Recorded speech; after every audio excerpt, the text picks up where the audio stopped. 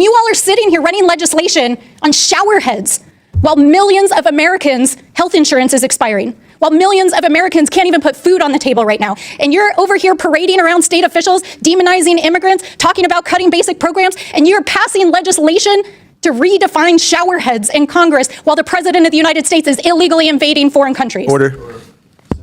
An oversight hearing quickly turned into a blistering rebuke of Republican leadership and the Trump administration as Congresswoman Melanie Stansbury delivered an emotional and sharply worded speech that stopped the room cold. Before we unpack why her remarks matter and what they reveal about the broader political moment, make sure to subscribe so you can stay informed with reporting that goes deeper than clips and helps you understand what is really driving these confrontations. Thank you, Mr. Chairman, and Happy New Year. Welcome to our guests. Thank you to our legislators for being here today and to our guests. Thank you. You know, I come to these committee hearings, I'm ready to debate the topics. I'm grateful that you're bringing this case to our attention. Yes, we need to prosecute these crimes, period. Period. Let's do that. And I'm also grateful to see that this committee is actually conducting a hearing that is in its jurisdiction, which is oversight over government fraud. But I do have to say, to my colleague's point that was just made, that I am surprised to see the focus given that the President of the United States and the administration are engaged in fraudulent behavior literally daily, including just a few days ago, invading a foreign country, using the United States military to take their oil and notifying oil and gas companies before the United States Congress, and the president claiming last night that he is personally going to control the oil and give government kickbacks to oil and gas companies. So why are we not investigating that? It definitely gives you the impression that there's a double standard in this country. I also want to say that I'm troubled to see that this hearing is being held in conjunction with an announcement that the administration made just yesterday that they were going to freeze $10 billion in federal funding for childcare and family assistance to 5 states across the country. And if you watched the president's crazy address yesterday, you heard him say it himself. But I want to say one thing, because my colleagues have pointed out all about weaponizing the government for political purposes. Well, these 5 states happen to have one thing in common. They all have Democratic governors and gubernatorial elections this year. Is this a coincidence? I don't think so, my friends. And this, of course, comes after weeks of viral videos from a young man YouTuber who was literally creeping around daycares by himself, making claims about fraud that were not there. And then the vice president and the FBI director were retweeting these videos without even verifying if they were true, unleashing a furor of anti-immigrant and anti-Somali hate across the country, wherein thousands of Somali people got targeted and harassed, including by the President of the United States, who literally used his platform as the President of the United States to call an entire community garbage. He literally said that.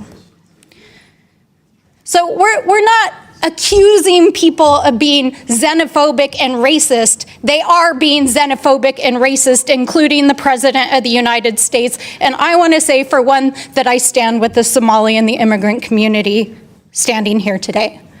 But there's a bigger policy point here, which is that this is being used as a politically expedient moment to take away the immigration status of Somalis in the United States as part of the mass deportation plan of this administration. And it is also being used by the 2025ers in this administration to freeze critical programs that we know low-income families depend on, and which they call part of the woke agenda. This is part of a larger effort to defund these programs, as we are seeing across these 5 states. So I think it's important to pull back the curtain a little bit about what is actually going on in this hearing and its coordination with the administration, that this is about, 1, demonizing political opponents in Democratic states, during a major election cycle. 2, it's about demonizing the immigrant community to support cruel and illegal mass deportation policies. And 3, it's about demonizing poor people and struggling families to justify taking away the basic programs that are helping them survive in this country. So I want to just close out by saying that I grew up in a low-income family. Many of you have heard my story before. But as I woke up to the news that the president was freezing child care funding to these 5 states, I had to think about the millions of families that would be impacted by it. I think about my own mom, a single mom, just barely struggling to get by, working multiple jobs. These programs are a lifeline. They make it possible for people like me to ultimately have a pathway to success.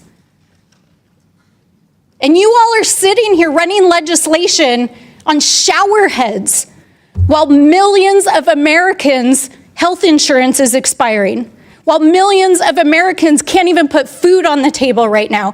And you're over here parading around state officials, demonizing immigrants, talking about cutting basic programs, and you're passing legislation to redefine shower heads in Congress while the President of the United States is illegally invading foreign countries. Order. Gentlelady's time's So expired. I find it appalling. And Order. disgusting. Gentlelady's time's expired. Chair recognizes Dr. Fox from North Carolina. Oh, Have you UC before request? Chair recognizes Mr. Biggs from Arizona. Thank you, Mr. Chairman. I have UC requests. First one, HHS freezes child care payments to Minnesota after... Stansbury began by making something clear. She was not opposed to accountability. In fact, she said plainly that crimes should be prosecuted, period.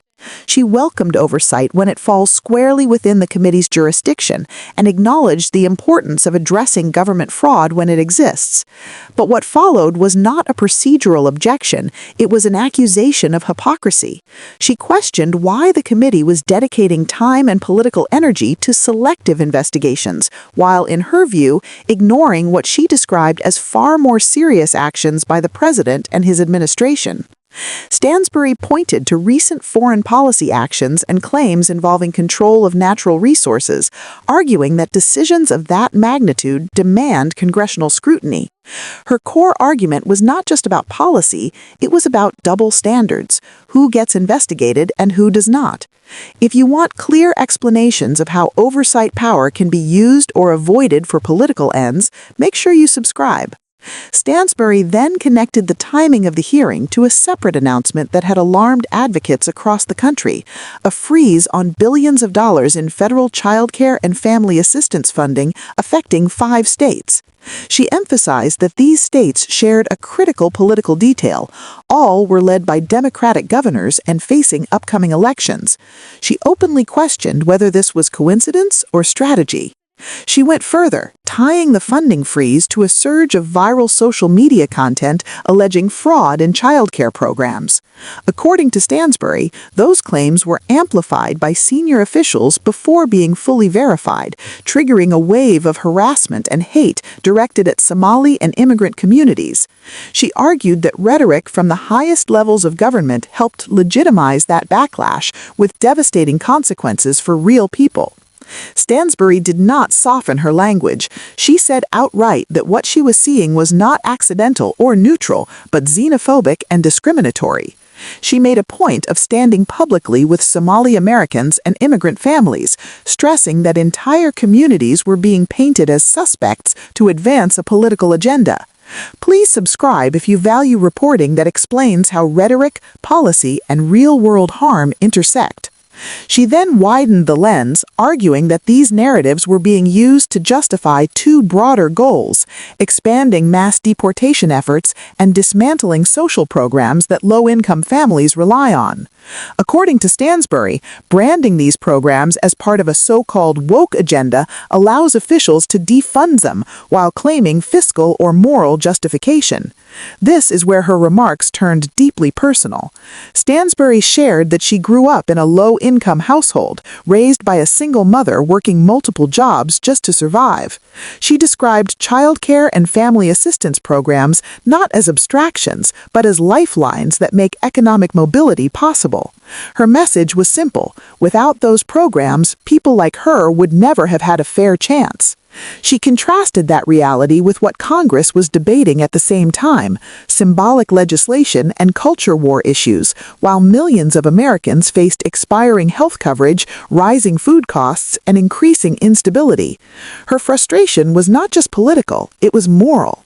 She accused Republican leadership of prioritizing spectacle over substance and using vulnerable communities as political props. If you want more reporting that connects policy decisions to lived experiences, now is a good time to subscribe. As her time expired, Stansbury concluded with a blunt statement.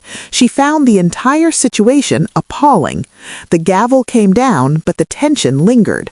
What her remarks revealed was not just partisan anger, but a deep divide over what Congress should be focused on, who deserves protection, and how power is being used in a moment of national strain.